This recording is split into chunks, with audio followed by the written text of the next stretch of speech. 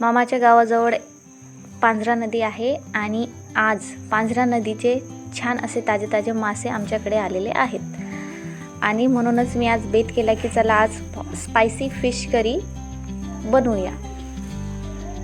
तर मी छान असे मासे त्यांना व्यवस्थित कट करून घेतलेले आहेत आणि छान अशी मसालेदार फिश करी मी आज बनवलेली आहे। तर ती कशी बनवलेली आहे ते आज आपण आपल्या YouTube चॅनलवर बघणार आहोत।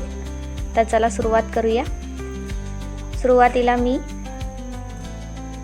डाळ जी म्हणतो आपण हरभऱ्याची ती मी घेतलेली आहे। त्याला छान असं चुलीवर आपण असं भाजून घेऊया। चुलीवर स्वयंपाक म्हटला म्हणजे अतिशय चविष्ट असा लागत असतो। त्याच्यानंतर डाळ भाजून घेतल्यानंतर आपण छान असे कांदे घेतलेले आहेत, त्याला पण बारीक कापून छान पद्धतीने चुलीवर आपण त्याला शेकून घेतलेले आहे। त्याच्यानंतर खोबरे सुद्धा छान पद्धतीने भाजून घेतलेले आहे। त्याच्यानंतर कांदे जे भाजलेले होते ते थंड होऊ द्यायचे। त्याच्यात आवश्यकतेनुसार लाल मिरची म्हणजेच तिखट, मीठ, हळद, जिरे, लसूण असा आपण छान असा मसाला तयार करून घेऊया।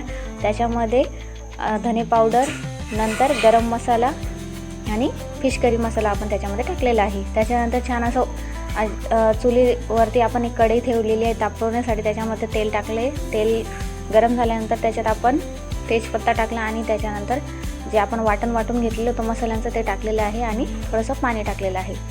ते थोडंसं शिजल्यानंतर आपण छान असे नमक, मीठ आणि हळद छान पद्धतीने माशांना जे लावून ठेवलेले होते ते आपण मासे फ्रेश असे ताजे मासे आपण त्या मसाल्यामध्ये टाकलेले आहे आणि छान अशी ग्रेव्ही आपली तयार झालेली आहे। आणि त्याच्यामध्ये आपण स्वादिष्ट अजून लागायला पाहिजे करी त्यासाठी आपण कोथिंबीरने गार्निश केलेले आहे। त्याच्यानंतर आवश्यकतेनुसार आपण पाणी टाकायचं आहे आणि छान असे तुम्ही पाहू शकता छान अशी आपली फिश करी तयार झालेली आहे।